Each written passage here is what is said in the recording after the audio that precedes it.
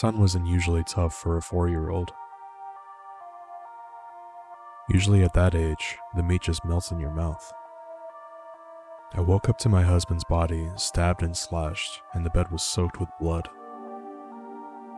I screamed and screamed, and then I realized that the kids hadn't come to see what's wrong. I sat quietly as my parents screamed at each other and blamed the other for my sister's death. Due to their drug-induced state, neither can remember me handing them the heroin syringe instead of my sister's EpiPen. Someone broke into my house today while my parents were out.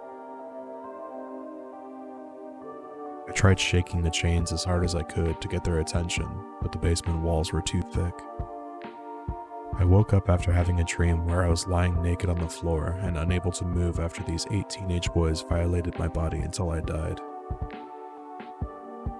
I cried hard as I realized that after 20 years, this was the first time that I dreamt and felt all of it from our victim's point of view. The monster under the bed is what the orphanage boys called me. After the bunk bed collapsed, disfiguring my face and body. As we cuffed her and dragged her away from the bleeding corpse, she pleaded, "It's not my fault, the voices made me do it." "Release her," I heard menacingly from somewhere inside myself, "or you shall become our new vessel." I think I might be the most successful serial killer in history. The best part is telling their loved ones we did everything we could. I was scared when I saw my dad chopping wood in the backyard. It scared me even more to see he was using the axe I killed him with. "Papa, look, I'm on the TV," said the 3-year-old. What does "kidnapped 2 years ago" mean? I put the bottle to my lips and my foot on the gas and shouted, "Let the race begin." Which would end me first? The poison in my whiskey, or the carbon monoxide in my garage? I took a stroll in Suicide Forest, daring to observe the lives taken. As the branches tightened around my neck and lift me off the ground, I realized it was not their own doing.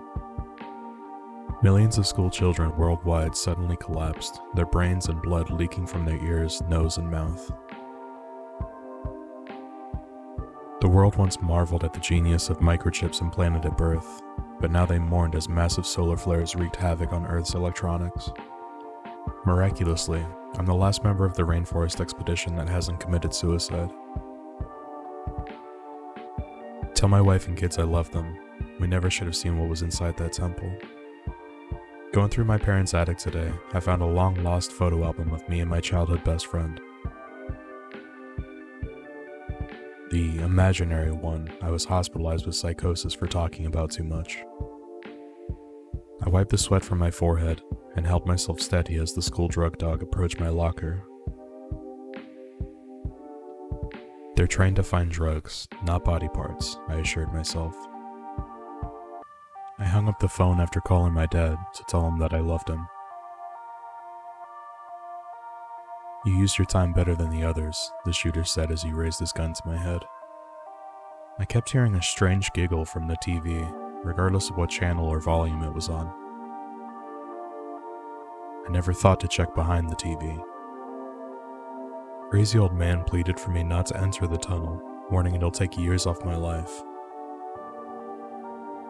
As my skin wrinkled and hair grayed, I ran back outside, trying to warn the younger me from entering. Mom always wanted to die before her kids.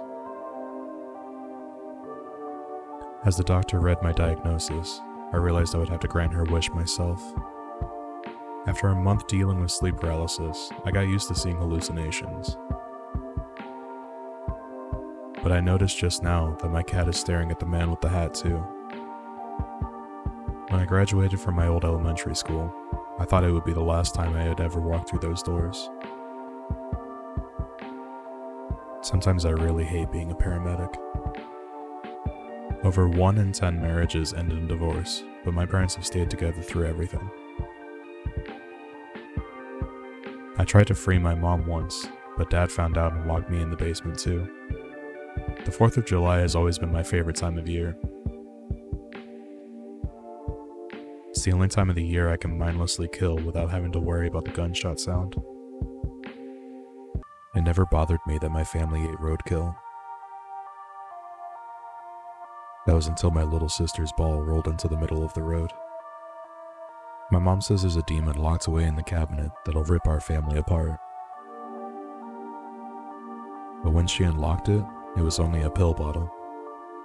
I pulled on the still moving arm under the rubble, happy that at least one of the scientists survived the explosion. As I pulled out almost 3 meters of arm with the occasional elbow, I knew I found the only thing that was not meant to survive. Leaving the dying world infested with zombies behind, I managed to teleport to a time before it all happened. Happy to be in a zombie-free world, I felt a pang of pain in my right leg. I saw that the scratch I had gotten from a zombie was now red and infected. I just found my notebook containing my college essay on governments brainwashing people and making them forget things. The strangest part is, I never went to college.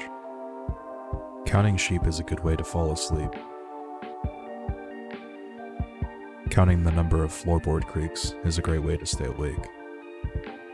I approached a man in a graveyard and told him that I was too scared to walk alone. As he escorted me back to my grave, he said, "Don't worry, you'll get used to it." When angels commit an unforgivable sin, they are banished from eternal paradise and reborn into a life of misery and suffering. And we wonder why babies are born screaming. Panicking, I tried to warn the other passengers that the plane was going to crash, but I couldn't make them understand. They just tutted and turned away because no one likes a crying baby on a plane. "Be not afraid," the angel sang in an unworldly voice as the massive entity descended from the heavens. As 10,000 beams of light fired from its massive eye upon Earth's major cities, it added, "Be terrified." "These are the buttons your war hero great-granddaddy took from the people he killed," said Mom as she handed me the battered old tin box. I counted 5 old Wehrmacht buttons, 3 SS, 1 Luftwaffe, 3 FedEx, 2 Pizza Hut, and 6 USPS buttons. Giving birth is hard, especially when you feel the horns. My best friend was on the radio today. And the dashboard, the steering wheel, and the window. The boy asked me, "What do monsters look like?" The temptation to peel back his father's face and show him the truth was almost too much to bear. I yawned and stretched my arms, wondering why it was so dark. Then I heard, "We are gathered here today to mourn the passing of..." Joanne was a huge advocate for feeding your animals a vegan diet, always peddling the benefits on Facebook. Little did she know a simple fall in the shower was all it took to put meat back on the menu.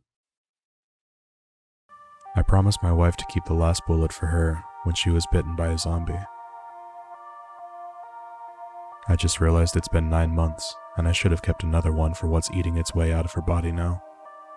My loyal buddy looked up at me, eagerly awaiting me to scratch behind his ears with bright eyes, panting and drooling with his tongue exposed. Amazing how a lobotomy changes a man. As I lowered the gun, I realized that I couldn't commit suicide because it would hurt my family too much.